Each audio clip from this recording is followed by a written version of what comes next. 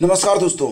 उत्तर प्रदेश में लोकसभा चुनाव में भारतीय जनता पार्टी को काफ़ी नुकसान उठाना पड़ा है। अब प्रदेश में युवाओं की नाराज़गी को दूर करने, रोजगार की व्यवस्था को चुस्त दुरुस्त करने, साथ ही साथ पेपर लीक और नकल जैसी घटनाओं को रोकने के लिए प्रदेश सरकार एक नया कानून लागू करने जा रही है। आप देखेंगे तो एक्स पर यानी कि ट्विटर पर योगी आदित्यनाथ जी का यह एक पोस्ट है जो कि बहुत ही अहम है। इसमें उन्होंने प्रदेश के युवाओं को संबोधित किया है और कहा है कि उत्तर प्रदेश में चयन परीक्षाओं की शुचिता, पारदर्शिता और गोपनीयता को सुनिश्चित करने हेतु हम पूर्णतः प्रतिबद्ध हैं।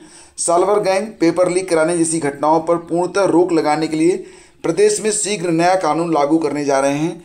किसी भी कीमत पर युवाओं के भविष्य के साथ खिलवाड़ नहीं किया जाएगा।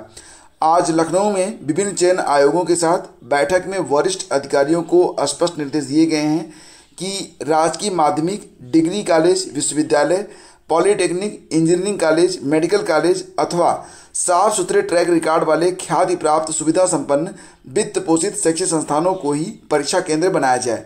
तो फ्रेंड्स, इससे संबंधित एक बैठक कल हुई थी और बैठक में बहुत ही बड़े फैसले लिए गए हैं और अगर ये फैसले लागू हो रहे हैं तो निश्चित रूप से उत्तर प्रदेश में आने वाले दिनों में आप एक बड़ा और व्यापक बदलाव देख पाएंगे।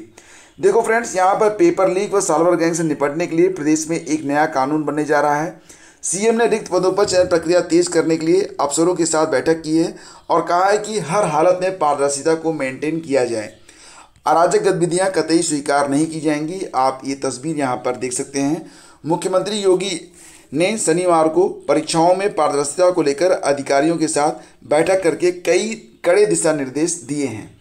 तो दोस्तों, यहाँ पर सीएम योगी आदित्यनाथ ने कहा कि युवाओं के हित संरक्षण के लिए राज्य सरकार संकल्पित है।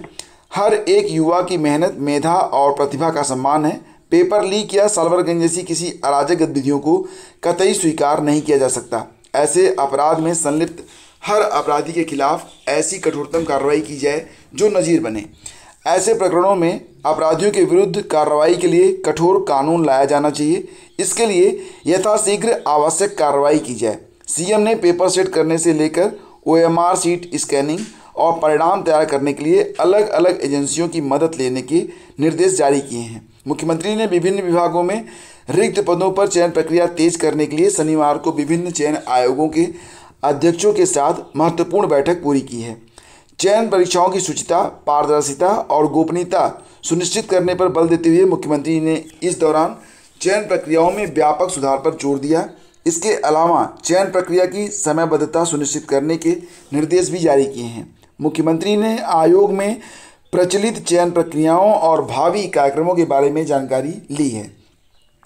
तो यहाँ पर यह भी कहा गया है कि जैसे कि एक दिन में कई सारी परीक्षाएं हो जाती हैं, अलग अलग विभाग की अलग अलग परीक्षाएं, तो यहाँ पर कहा जा रहा है कि अब जो भी चयन विभाग हैं, अलग अलग जो भी हैं जैसे, तो उनकी परीक्षाएं, 2 परीक्षाएं एक दिन ना पढ़ने पाएँ और उनका जो एग्ज़ाम कैलेंडर हो उस पर वो दृढ़ता से पालन करें। प्रयास यही रहे कि एक दिन में 2 परीक्षाएं ना होने पाएँ। और अब एक ही एजेंसी नहीं कराएगी पूरी परीक्षा। पहले क्या होता था कि एक ही एजेंसी से को परीक्षा से संबंधित पूरी दारोमदार सौंप दी जाती थी, लेकिन योगी ने कहा कि पेपर सेट करने की प्रक्रिया, उनकी छपाई कोषागार तक पहुंचाने, कोषागार से परीक्षा केंद्रों तक पहुंचाने, परीक्षा केंद्र की व्यवस्था, परीक्षा के बाद ओएमआर आयोग तक पहुंचाने, ओएमआर की स्कैनिंग, परिणाम तैयार करने सहित पूरी व्यवस्था में व्यापक सुधार की आवश्यकता है। अलग अलग कार्यों के लिए अलग अलग एजेंसी का उपयोग करें। एजेंसी के रिकॉर्ड की भलीभांति जांच के बाद ही उसे दायित्व दें। उन्होंने कहा कि हर पाली में 2 या अधिक पेपर सेट जरूर होने चाहिए। प्रत्येक सेट के प्रश्नपत्र की छपाई अलग अलग एजेंसी के माध्यम से कराया जाना चाहिए। पेपर कोडिंग को भी और व्यवस्थित करने की आवश्यकता है। तलाशी लेने के लिए महिला कर्मियों की तैनाती भी जरूरी है। तो एसटीएफ के संपर्क में रहने की सलाह भी दी गई है कि चयन आयोग जो हैं वो एसटीएफ और जो शीर्ष अधिकारी हैं उनके संपर्क में रहें और भर्ती प्रक्रिया में विलंब ना हो। ये बहुत ही इंपॉर्टेंट बात यहाँ पर कही गई कि नियुक्ति प्रक्रिया में सरलता के लिए ई अध्याचन की व्यवस्था लागू की गई है, तो इसका उपयोग किया जाए और सभी विभाग नियुक्ति के लिए अध्याचन भेजने से पूर्व नियमावली का परीक्षण कर लें और भर्ती प्रक्रिया में अनावश्यक विलंब नहीं होना चाहिए। साथ ही साथ ये भी कहा गया कि जहाँ पर समकक्षता की बात आती है, जैसे कि समकक्ष अर्हता की बात आती है, तो उसको यथाशीघ्र जो है क्लियर किया जाना चाहिए। और शैक्षिक अर्हता के निर्धारण में समकक्ष योग्यता के संबंध में विसंगतियों की सूचना प्राप्त हुई है। संबंधित विभाग प्रकरण का समाधान कर आयोग को सही जानकारी उपलब्ध कराएं। चयन प्रक्रियाओं के सेंटर के लिए राजकीय माध्यमिक डिग्री कॉलेज, मतलब यहाँ पर ये कहा जा रहा है कि हर स्तर पर व्यापक सुधार किए जाएं ताकि एक पारदर्शी, सरल, व्यवस्थित और साथ ही साथ एक तय समय पर परीक्षाएं जो हैं हो सकें और जो भी रिक्त पद हैं उनको यथाशीघ्र भरा जा सके। तो फ्रेंड्स, ये सारी चीज़ें लागू हो रही हैं और निश्चित रूप से आने वाले समय में आपको अगर ये सारी चीज़ें मिल रही हैं तो एक बहुत बड़ा परिवर्तन आपको उत्तर प्रदेश में देखने को मिलेगा। वैसे फ्रेंड्स, एक खबर और भी है कि परिषदीय विद्यालयों में अब 18 से 25 जून तक होगा समर कैंप। मतलब समर कैंप सिर्फ पोस्टपोन हुआ था, ये करवाया जरूर जाएगा। पहले तो ये आपको जून के पहले सप्ताह में कराया जाना था, लेकिन अब इसे जब स्कूल खुलेंगे तो 18 से 25 तक करवाया जाएगा। मतलब समर कैंप होगा भैया।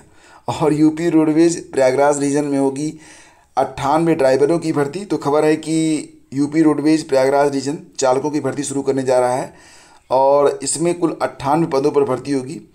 और साथ ही साथ इसमें ये भी है कि यूपी रोडवेज प्रयागराज रीजन के तहत संविदा पर चालकों की भर्ती होगी। इसमें पुरुष और महिला दोनों ही आवेदन कर सकते हैं। महिला व पुरुष चालकों की भर्ती प्रयागराज, मंझनपुर, प्रतापगढ़, लालगंज, मिर्ज़ापुर और बादशाहपुर में होगी। संविदा चालक पर भर्ती होने के लिए अभ्यर्थी की योग्यता कक्षा 8 पास और 2 वर्ष पुराना हैवी लाइसेंस अनिवार्य है।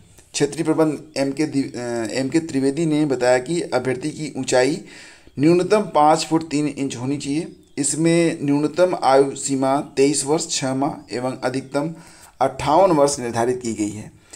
तो ये भर्तियां हो रही हैं रोडवेज में। और खबर आ रही है कि हरियाणा में भी होंगी जल्द 50,000 नई भर्तियां। आचार संहिता हटने के बाद हरियाणा सरकार का पूरा जोर अब सरकारी भर्तियों पर है। शनिवार को हिम्मत सिंह को हरियाणा कर्मचारी चयन आयोग के चेयरमैन की शपथ दिलाई गई ताकि रुकी भर्तियों का काम जल्द शुरू किया जा सके। सीएम ने कहा कि जल्द ही राज्य में 50,000 पदों के लिए भर्ती प्रक्रिया शुरू कर दी जाएगी। युवाओं को ग्रुप डी की नौकरियां भी दी जाएंगी। उन्होंने फिर दोहराया ग्रुप डी और ग्रुप सी में सामाजिक आर्थिक के आधार पर दिए गए अतिरिक्त अंकों को रद्द करने के मामले में सरकार जल्द ही सुप्रीम कोर्ट जाएगी। तो मुख्यमंत्री ने कहा कि सरकारी नौकरियों के लिए पारदर्शी भर्ती प्रक्रिया की प्रणाली को जारी रखा जाएगा।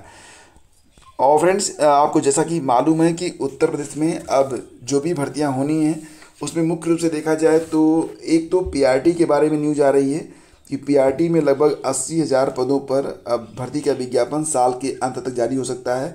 कुछ लोगों ने कहा है कि क्या ये जो बात कही गई है क्या ये सही है। तो जी हाँ दोस्तों, ये बात बिल्कुल सही है। और आप लोगों ने देखा था कि सरकार ने 2020 में ही कहा था कि उनके पास 51,000 से ज़्यादा पद रिक्त हैं और लगभग हर साल अब लगभग 8,000 लोग रिटायर होते हैं और कुछ अन्य कारणों से भी शिशु के जो पद होते हैं वो खाली होते हैं। तो ऑल ओवर लगभग 80,000 पद पर विज्ञापन जारी हो सकता है। दूसरी बात यह है कि यूपी में बीएड के जो अभ्यर्थी हैं उनके लिए क्या स्कोप हो सकता है। तो जैसा कि आप लोग जानते हैं कि टीजीटी पीजीटी ये 2 चीज़ें हैं। साथ ही साथ जो जूनियर हाई स्कूल की शिक्षक भर्ती होती है उसमें भी बीएड के लिए काफ़ी स्कोप रहता है। तो यहाँ पर टीजीटी पीजीटी का एक नया विज्ञापन आपको इसी साल देखने को मिलेगा। जूनियर हाई स्कूल में जो वैकेंसीज हैं उसमें भी कुछ बदलाव जब तक नहीं किए जाएंगे तब तक ये वैकेंसी आएगी नहीं। लेकिन निश्चित रूप से आने वाले समय में चीज़ें काफ़ी हद तक अपने ट्रैक पर रहने वाली हैं, क्योंकि आपको पता ही है कि लोकसभा चुनाव में सरकार को काफ़ी झटका लगा है और आने वाले समय में फिर से चुनाव हैं। तो अगले जो समय शेष हैं उसमें आपको कई सारे परिवर्तन देखने को मिलेंगे। बशर्ते ये कि आप लोग अपनी तैयारी करते रहें। बाकी जो भी अपडेट रहा करेगी उसको आप तक पहुंचाने के लिए हम लगातार प्रयास रहते हैं। और जिन लोगों ने अभी तक हमारा जो टेलीग्राम चैनल है स्टडी विद ज्ञान प्रकाश उसको ज्वाइन नहीं किया है तो फ्रेंड्स उसको ज्वाइन आप लोग ज़रूर कर लें। मैं इसलिए नहीं कर रहा हूँ कि आप टेलीग्राम जुड़ेंगे तो मेरा फ़ायदा होगा। देखो क्या होता है ना कि हर बात पर वीडियो बनाना संभव नहीं हो पाता है और कभी कभी ऐसा भी होता है कि बहुत ही इंपॉर्टेंट न्यूज़ होती है वो एक लाइन की होती है, तो उसको कैसे शेयर किया जाए। तो इसी के लिए ये टेलीग्राम चैनल है कि वहाँ पर मैं चीज़ें शेयर कर देता हूँ, लिख देता हूँ, ताकि आप लोग लगातार अपडेट रह सकें। ठीक है, तो ज़रूर जुड़ जाइएगा। लिंक वीडियो के डिस्क्रिप्शन में है। धन्यवाद।